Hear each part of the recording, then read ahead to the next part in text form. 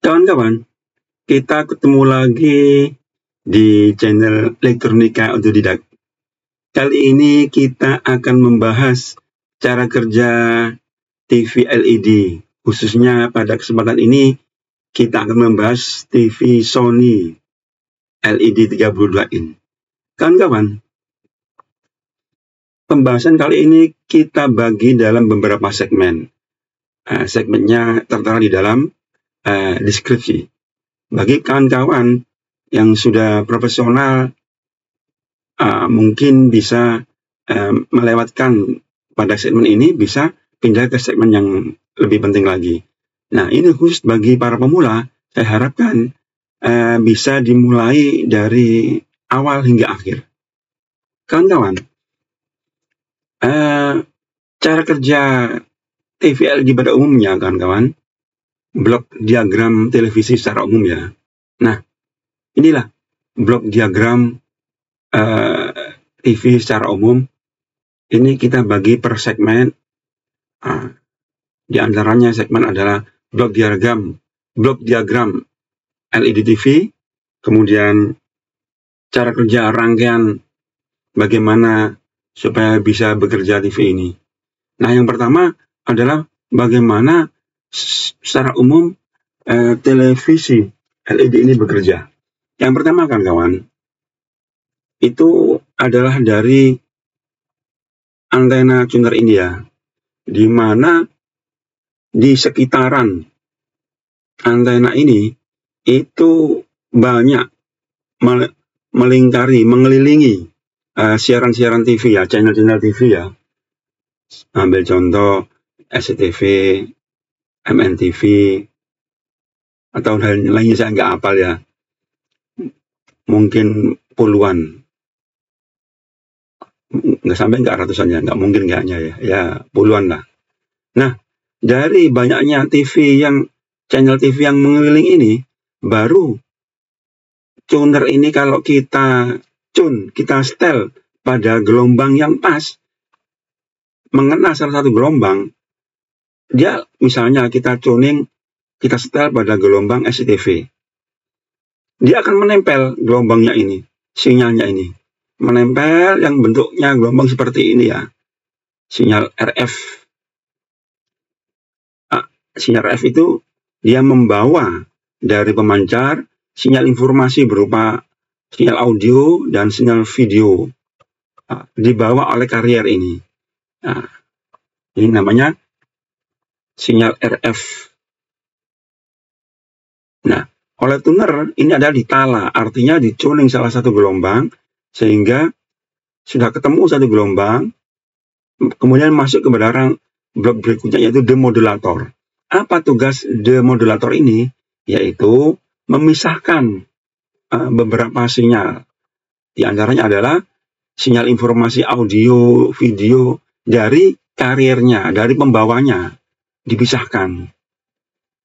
Nah, setelah dipisahkan, masuk dalam prosesor untuk banyak diolah ya, sehingga audio akan keluar melalui audio amplifier dan diperkuat, gitu, sehingga bisa menggetarkan coil speaker ini.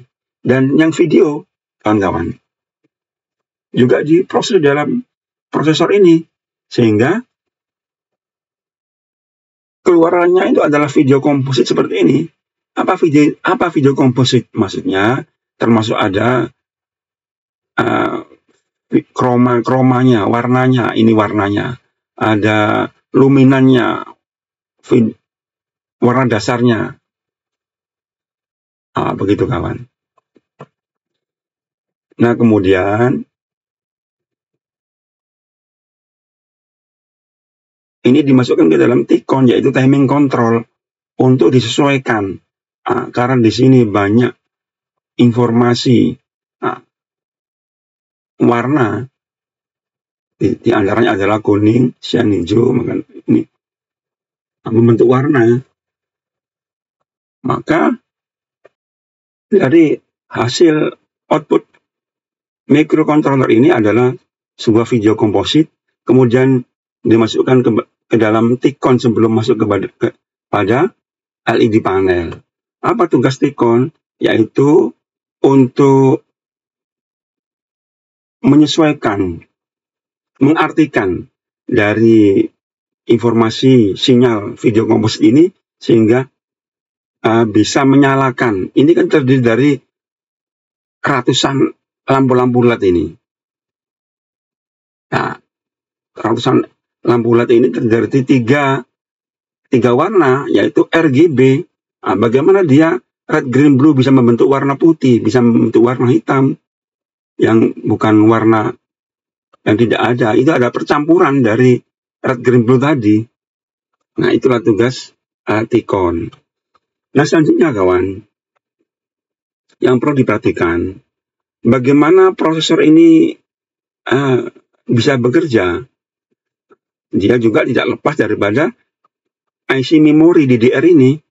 Nah, tugasnya apa? Adalah untuk menyimpan data yang sudah di-set, misalnya seperti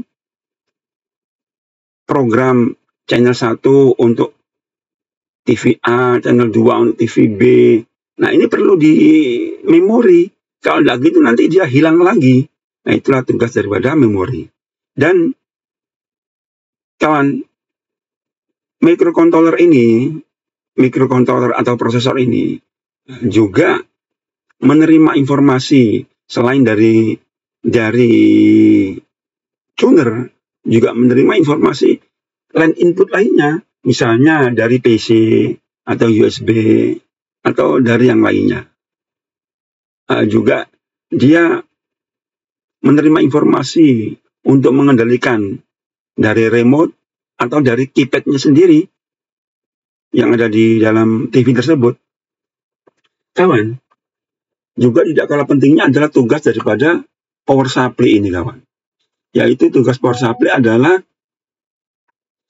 merubah AC input ini bentuk AC ini 220 volt sehingga dirubah menjadi bentuk DC, di mana power supply ini akan mengeluarkan beberapa tegangan, yaitu 3,3 volt untuk mensuplai mikrokontroller ini, kemudian keluar 12 volt untuk mensuplai T-Con, audio amp, audio amplifier, juga tuner dan lainnya. Ini spesifik untuk TV Sony, kawan ya. Apa yang kita bahas ini adalah TV Sony. Termasuk 24 ini, 12 volt, yaitu untuk inverter backlight. Begitu kawan, cara kerja daripada blok diagram LED TV.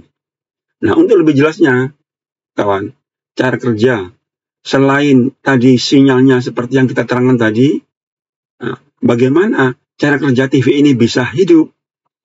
Nah, seperti ini kawan. Nah, ini kawan-kawan teknisi, sebelum kita mengadakan perbaikan, kita harus menganalisa dulu, harus hafal dulu bagian-bagian mana supaya kita dalam rangka mendiagnosa kerusakan ini tidak salah, tidak keliru. Nah, seperti kita ketahui kawan ya, ini adalah rangkaian power supply SMPS kawan. Ini blok rangkaian power supply SMPS. Ini adalah motherboard, mainboard bisa juga. Di dalam mainboard ini ada yang namanya, ini kita perbesar ya, ada microcontroller, ini ada tuner, ini ada line input, bisa dari PC, bisa dari VGA, bisa dari HDMI.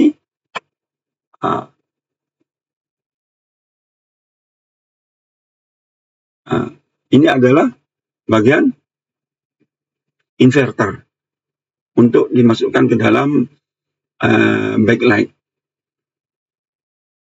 Nah, itulah bagian-bagian. Ini bagian timing. T-Con. T-Con ini bisa kadang-kadang TV bisa ditaruh di bawah. Kebetulan pada TV Sony 32 ini T-Con-nya ditaruh di atas. Jadi, cara kerjanya begini kawan. Pertama, listrik PLN dicop. Kemudian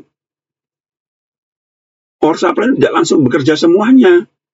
Di sini ada dua power supply. Nah, ini power supply yang pertama, ini power supply yang kedua. Nah, yang pertama tugasnya adalah untuk mengeluarkan tegangan 3,3 volt. Nah, ini dulu, tadi ini belum bekerja.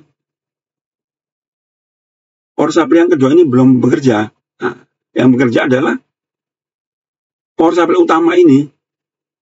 Nah, dia mengeluarkan 3,3 volt untuk bisa mensuplai kawan IC MICOM microcontroller.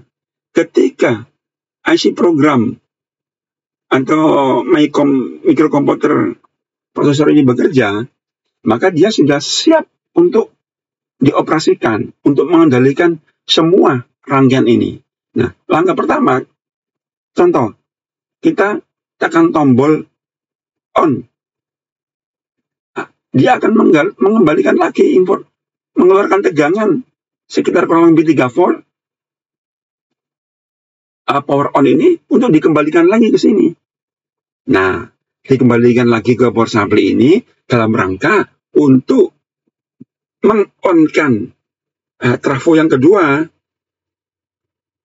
Ya, bagaimana juga trafo yang kedua ini adalah untuk mengeluarkan tegangan 12 volt, 24 volt, ya 12 volt untuk tuner, 24 volt untuk inverter, 12 volt untuk power amplifier, untuk T-con. Begitu kawan. Nah, ketika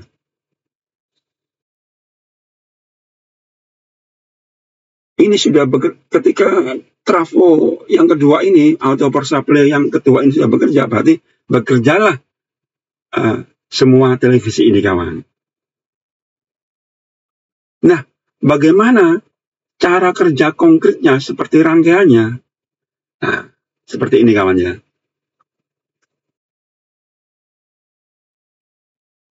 Nah kawan, ini adalah rangkaian power supply Sony 32 in kawan ya. Nah ini, Sony 32 in.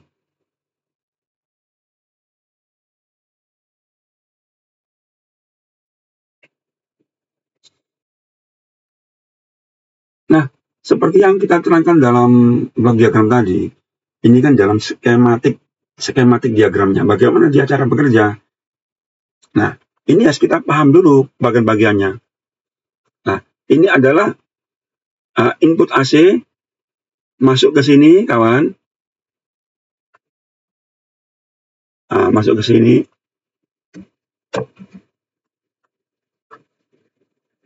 Sehingga dia keluar tegangan 300 volt. Gitu? Ingat, AC 220 volt ketika dijadikan DC itu menjadi 308 volt karena ada rumus VDC sama dengan VAC dikali 1,4. Jadi 220 dikali 1,4 sama dengan 308 volt. Jadi kurang lebih 300 volt DC sini ya. Nah, ketika 300 volt mensuplai rangkaian ini, nah ini belum bekerja karena dia mensuplai dua rangkaian, dua power supply. Ini yang saya katakan ini adalah power supply utamanya. Ini power supply yang kedua. Kenapa ini saya katakan power supply utama? Karena dia ini yang bekerja pertama kali untuk mengeluarkan tegangan 3,3 volt untuk mensuplai microcontroller tadi. Nah, ketika di power on dinyalakan, maka MICOM tadi mengeluarkan tegangan, mengeluarkan perintah kepada power on ini untuk menyalakan power supply yang kedua, yang atas ini. Baru setelah bekerja yang atas ini yang menginduksi dari primer ke sekunder, sehingga keluarlah tegangan.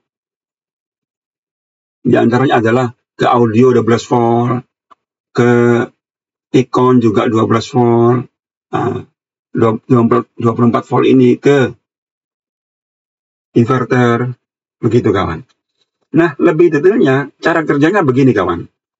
Ini penting, tolong diperhatikan kawan ya.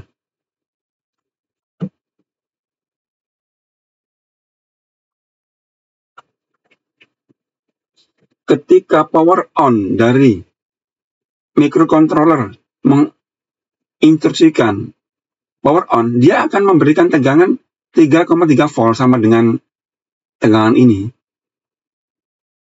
Nah, dia masuk dari pin 3 ini, masuk ke sini, bentar ya.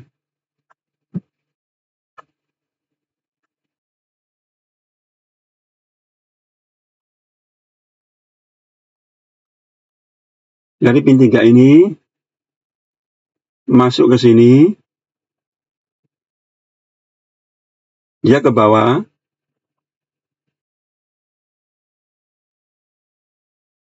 kenapa dia tidak ke sini? Nah, ini saya perbesar ya. Ini R616 ini open, artinya tidak terpasang. Karena rangkaian ini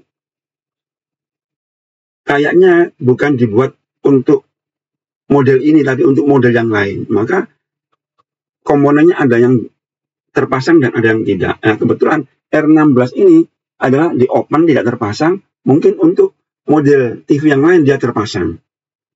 Nah, selanjutnya kawan, setelah masuk dari sini, dia masuk ke D602. Dia masuk ke D602, berarti D602 ini dapat arus masuk, sehingga untuk mensuplai basis Q502. Dengan masuknya arus ke basis ini, nah berarti Q602 ini akan on. Karena ada arus masuk, sehingga kolektor ini akan mendekati emitor. Karena ini transistornya jenis NPN, sehingga kolektor akan mendekati ground. Contohnya, kolektor akan mendekati ground. Karena di emitor ini adalah ground. Sehingga kolektor ini drop, jatuh. Atau saya istilahkan low ya.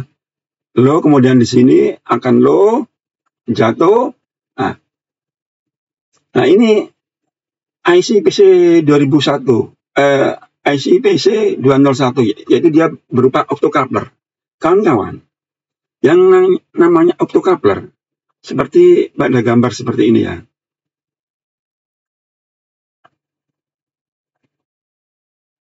Nah kawan-kawan, ini adalah bentuk simbol optocoupler. IC-nya seperti ini.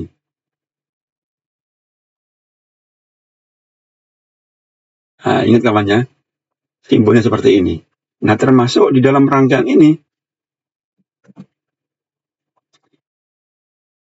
sebagian separuh IC pin 1 dan pin 2 ditaruh di sekunder. Nah, kemudian yang separuh dua kakinya ditaruh di primernya. Ini PC 201 ya. Berarti ini kan jatuh, ini berarti ya on. Nah, dengan on-nya diode ini, dia menginformasikan kepada PC 201.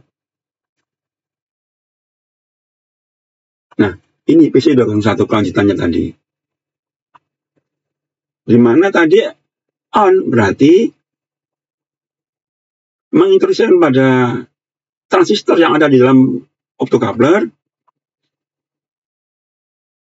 Di sini ada arus masuk dari basis ke emitor. Sedangkan di sini emitor adalah ground, otomatis karena ini transistornya jenis NPN, maka kolektor akan mendekati emitor. Karena di sini ground berarti kolektor ini mendekati ground. Jatuh ya, low, saya katakan low ya. Nah, di sini juga low, jatuh, basis Ki 211 akan low, berarti akan on.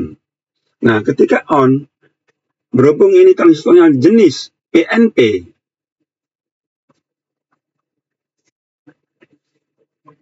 nah, yang mana jenis PNP adalah emitornya mendapatkan positif. Lah ini positif, ini emitornya mendapatkan positif. Nah, ini emitornya mendapatkan dengan positif secara langsung dari D405 ini.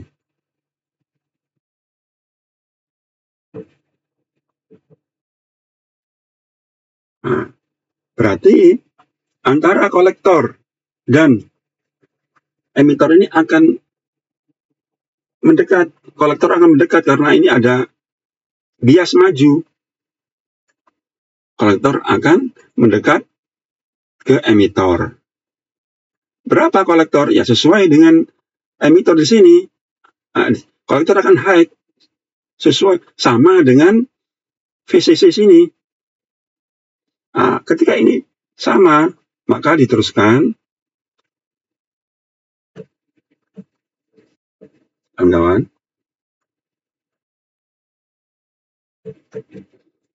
Dia akan lari ke atas, juga lari ke lurus. Nah, lari ke atas adalah untuk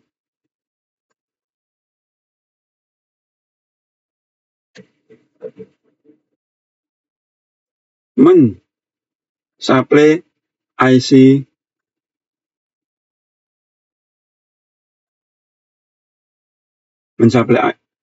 ini agar supaya IC ini bekerja. Ketika IC ini bekerja, berarti rangkaian ini akan bekerja, kawan-kawan.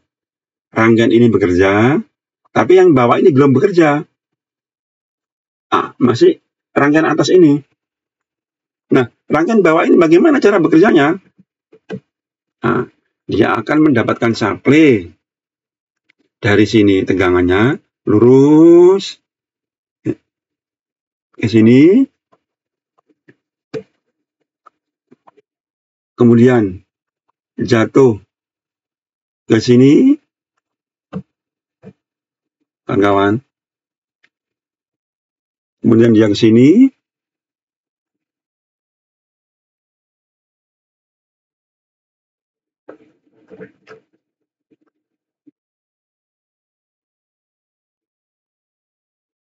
akan masuk ke geodesigner, kawan.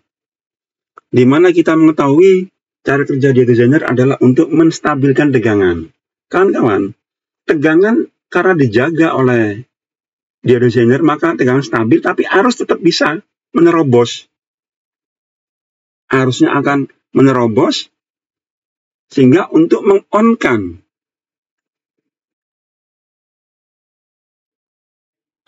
Ki 204 ini akan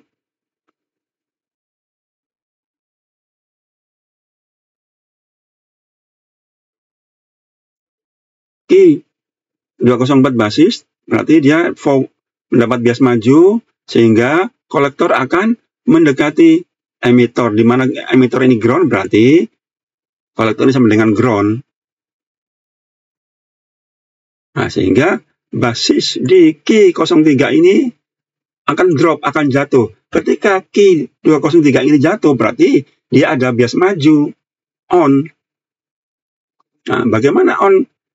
Apa dampaknya? Maka kolektor akan menjadi saklar, kan? Akan menutup, akan mendekati, kolektor akan mendekati emitor. Sedangkan kita tahu, emitor ini juga mendapatkan supply secara langsung dari sini maka kolektor ini akan sama, mendapatkan supply tegangan tadi untuk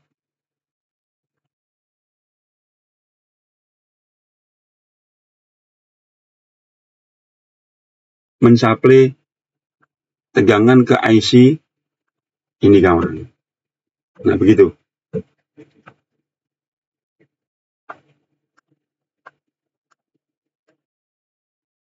Nah, ketika IC ini sudah dikasih VCC tegangan 1, IC ini sudah dikasih tegangan, sehingga bekerjalah baik rangkaian atas dan rangkaian bawah. Ketika rangkaian atas dan rangkaian bawah ini bekerja, maka terjadilah induksi dari primer ke sekunder. Nah, maka sekunder akan mengeluarkan tegangan 24 volt, atau untuk ke inverter, mengeluarkan tegangan 12 volt, kemana? Termasuk ke audio, gitu, kawan.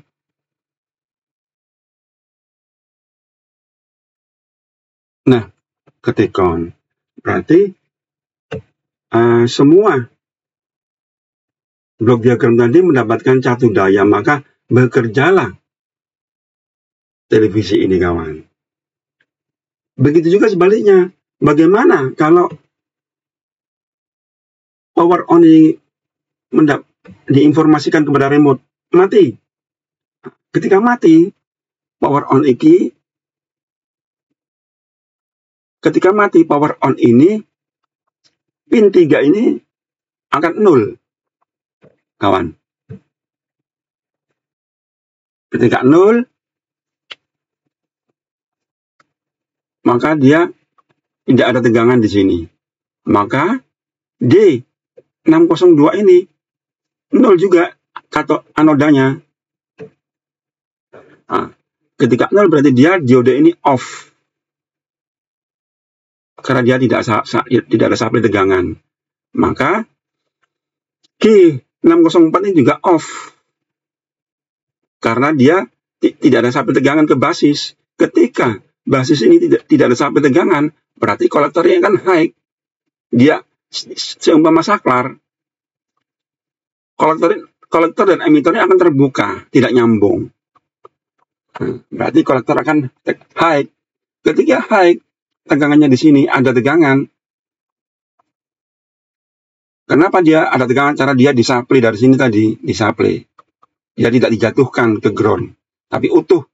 Nah, berarti diode ini akan off karena dia tidak dijatuhkan ke ground. Nah, berarti diode ini off. Ketika diode dalam IC optocoupler ini off, dia menginformasikan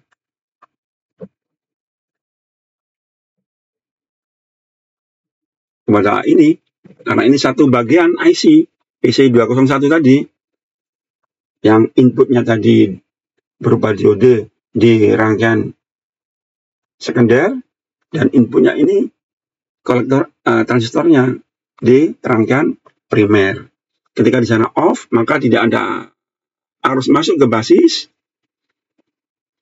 Kolektor ini off, berarti ini akan terbuka. Seumpama saklar, dia putus antara kolektor dan emitor. Ketika putus, berarti kolektor tadi kan low karena didropkan ke emitor. Ketika on, nah ini ketika off, dia akan high kolektor ini. Ketika high,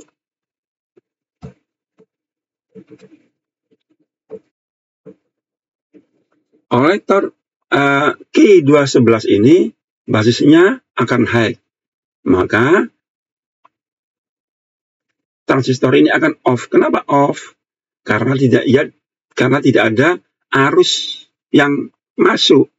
Tegangan ini akan ngambang karena basisnya tidak dijatuhkan ke ground, dia ngambang, off.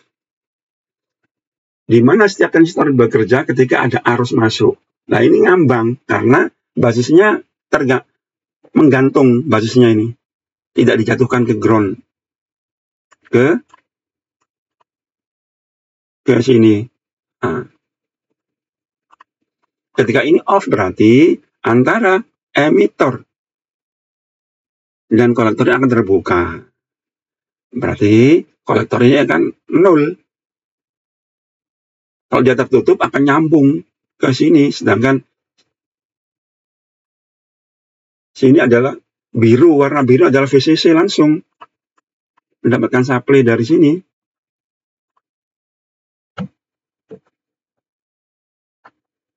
Nah, biru.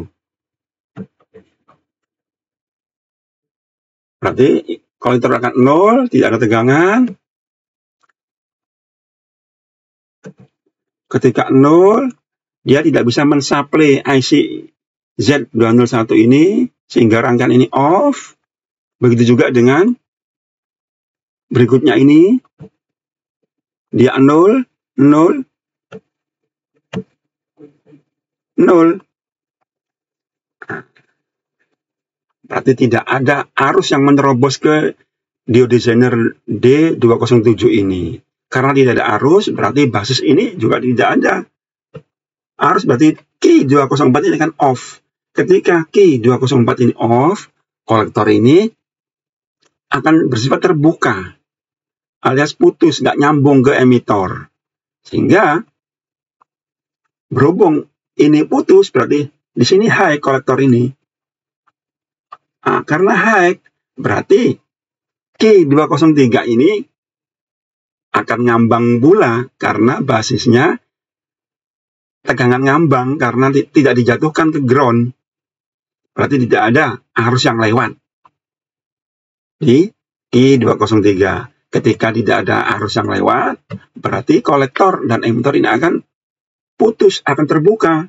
Ketika terbuka, berarti kolektornya tidak dapat supply, tidak mendapatkan supply tegangan dari emitor. Karena tidak mendapatkan supply tegangan dari emitor, sehingga kolektor ini 0 volt, 0. Nah, ketika 0, dia tidak bisa mensupply